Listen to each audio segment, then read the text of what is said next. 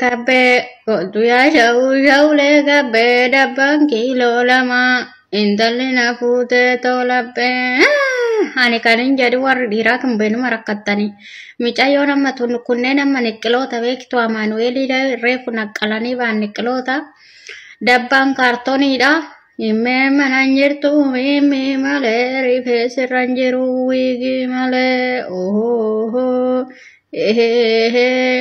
antunne jatte gagatti luka dadhaabsise caakkaa kana keessatti amma maarshii laalte wajjin deemta kaatan akka waliin dhabdu meeshaarree walma fakkaata wal biratti fannisani amma kaartoonuma kana ispoonjii kana laalte wajjin deemta tu balaacho maaloo saadam kanan argine jo namni horii eegdanii beektan jirtu horii kun hamaaqinni yoo garaa guute akkam goggodhata abeet inka jedha saadam inki odoo dabbaarree qabaattee namatti garagalchaa oolte maalitu ni shulxine chabaate immoo ijoollee bade wayne balaachoo dhiiti uta mixii wayititu jalaa minyiraa jiraayyoo micoo maaxaxxuro kan micoo haa ta'u kan mucaa surreenuu qabde wayne balaachoo hunduu Jogudi argubbera fudo kana mandesso dan ijoollee warri haadha abbayyeetii fi warra adalmauti warra gifti jijo warra giftee lama warri deemtanii beektan odoo mucaa fuulduraa soornu jedhe jechuudha dalagduudhuma warra gifti isaa fakkaatti dhugaa rabbii micayyoo shagooyi hunduu qoobsite jilbifatte Waka kam sagada seetan kan jilbifatte warraastu gurbaa jalaa sokkimee ayyaana irratti bu'ee dalagdu seetan gurbaa jalaa deemte ayyaana irratti bu'ee jiru ayyaana gifti isaa footi isaan immoo shabaxiidhaan miinsee bula harreen bara sana xalta lafti mareen machoofte micayyoon ani keechaan qabu duubni immoo hin qaawwayyoo mashaffanyaa kaawwattee hin jirtu micayyoon dhugaa rabbi tu dhiira ishii duuba jiru hoona surreen irratti tarsaa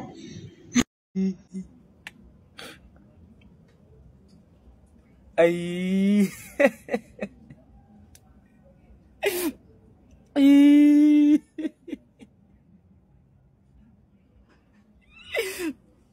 Ay.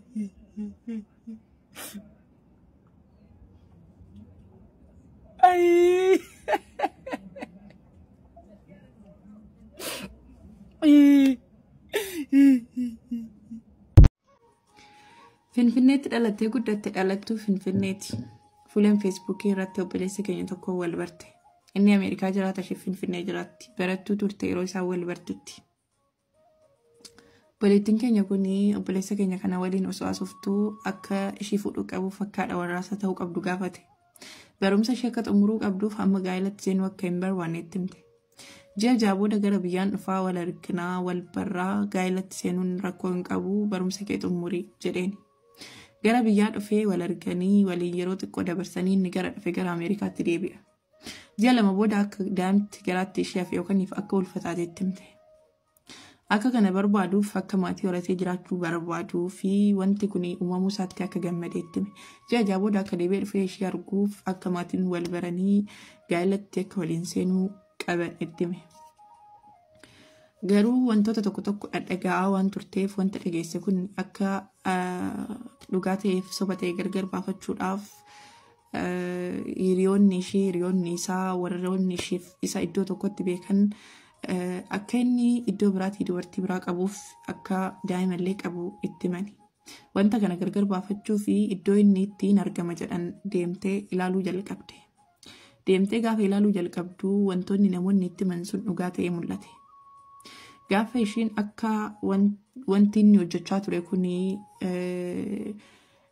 dhoksaan isaa kun gaafa ishiin akka irra geesse baruu ishee jalaa dhokate bilbila isaa cufatee karuma kamiinuu kallattuma kamiinuu akka ishiin isa hin arganne godhe.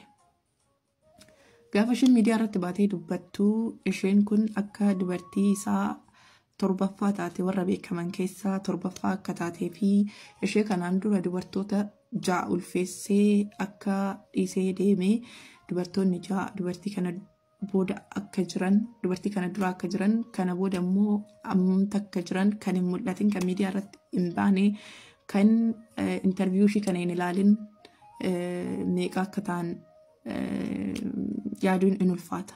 Garuu warroonni interviyuu ishii kana argan namni kun akka ishee kana dura dubartoota 6 irraa daa'ima godhatee gaafa akka inni nama akkanaa ta'e bira ga'an silkii isaa cufatee jalaa badu dubbataniiru. Kanaafiyyuu nama tokko waliin waa gochuun dura eenyummaa nama sanaa amma maatiitti baruun gaariidha. Of eeggannoo godhaa. Mucaa waggaa 12 gudeedee caakkaa keessatti dhiisee biraa deeme. Bileen obboleewwan dhiiraa 2 qabdi. Barumsa isaanii xumuranii kan jireenya isaanii jalqaban. Haadhaaf abbaa ishii waliin jiraatti. Garuu qaamni Abarraa jedhamu tokko isaan waliin jiraata. Abarraan eenyu? Abarraan obboleessa haadha ishii eessumman ijoolleeti. Abarraan baay'ee jaallatamaadha, baay'ee amanamaadha qe'ee sana keessatti. Namni Abarraa shakku hin jiru. Garuu gaaf tokko waan hin yaadamnetu ta'e. Bileen mana barumsaatii baatee gara mana warra ishiitti osoo galuu deemtu fuudhee caakkaa deemee achumatti gudeedee achumatti biraa deeme. Karaa deeman argee fuudhee gara poolisii geesse, poolisii mana yaalaa geessee yaaliin tokko erga godhamee fi gaafii gaafatan eenyutu akka gocha jibbisiisaa kana ishirratti hojjete Abarraa akka ta'e dubbatte. Abarraan eenyu akka ta'e qoratamee gaafa bira ga'amu Abarraan eessuma Bileen obboleessaadha Bileeniiti. Poolisiin isa Abarraa barbaadee argee gara mana seeraa geesse. Manni murtii waggaa 6tti murteessee waggaa 6 booda akkuma nama kamiitti mana hidhaatii ba'ee jireenya mataa isaa itti fufee Abarraan biyya keenya keessatti gaafa qarshiin dubbatu seerri hin callisa. Seenaan kun seenaa dhugaadha. Waan baay'ee nama jibbisiisu. Wanta dhokatee ukkaamamee akka waan hin taa'amne tokkotti bira darbameedha malee seenaa baay'ee nama jibbisiisuu fi seenaa dhugaadha. Hojjettuutu mucaa waggaa 12 gudeede. Naataan barataadha. Umuriin isaa waggaa 12. Haadhaaf abbaa isaa waliin jiraata. Hojjettuu waggaa 6 mana isaanii hojjette kan Tuttuu jedhamtu kan baay'ee ishii jaallatan. Naataan irree kan baay'ee ishii jaallatu yeroo baay'ee kan waliin dabarsanidha. Haatiif abbaan hojii waan qabaniif hojii waan deemaniif yeroo dheeraa Tuttuu waliin yeroo dabarsan Naataaniin kan mana barumsaa geessu ishiidha, kan mana barumsaatii fiduu ishiidha, kan nyaata isaa qopheessuuf, kan uffata isaa jijjiiruuf, kan qaama isaa miicuu ishiidha. Wanta hunduma waan Naataaniidhaaf barbaachisu kan guutu hojjettuudha yookaan Tuttuu. Tuttuu baay'ee jaallata Naataaniin. Jalqaba yeroo wanta akkana isarratti hin raawwatin dura, raawwachuun jalqabin dura Tuttuu baay'ee ishii jaallata. Haadhaaf abbaa caalaa Tuttuutti baay'ee siqa Naataaniin. Amma garuu gochaa jibbisiisaa kana gaafa ishiin irratti hojjechaa dhuftu sodaachisaa dhufte. Ati waan kana haadhaaf abbaa keetti himta yoo ta'e ani haadhaaf abbaa kee qoricha nyaachiseen si jala ajjeesa. Siin immoo fuudheen iddoo biraa si geessa waan ta'eef wanta ani godhu kana haadhaaf abbaa keetti ittiin dubbatin jettee Naataaniin sodaachisuu jalqabde. Naataaniin sodaa keessa seenee mana keessatti wantoonni akkanaa waan irratti raawwatamaa jiraniif mana barumsaatti illee barumsa isaatti baay'ee dadhabaa dhufee wanti inni godhu hundi sodaachisaa waan dhufeef maatiin sa'aatiif abbaan isaa waan kana waan irratti arganiif gara mana yaalaa geessan. Ogeessi fayyaa erga ilaalee dhibeen qabu garuu wantoonni mana keessatti wanti inni dabarsuuf wanti inni godhu tokko gaafa maatii isaa gaafatanu maatiin isaa akka inni yeroo dheeraa hojjettuu waliin dabarsuu fi yeroo dheeraa isaan akka hojiitti biizii ta'an itti himan. Wanti inni yeroo dheeraa hojjettuu kana waliin dabarsu maal akka ta'e beektu. Naataaniin irra maaltu akka ga'aa jiru beektu. Naataan guyyaa guyyaatti wanti inni godhu maalidha jedhee gaafa gaafatu nu caala hojjettuutu beeka jedhanii deebisan. Kanaafiyyuu mana keessan keessatti hojiitti yoo biizii taatan kaameraa galchatanii mucaan keessan maal keessa akka jiru ilaaluu dandeessu. Dhibeen qabu garuu rakkinoonni tokko jiraachuu danda'u jedhee shakkiidhuma waan shakkeef dooktoriin maatii Naataanitti.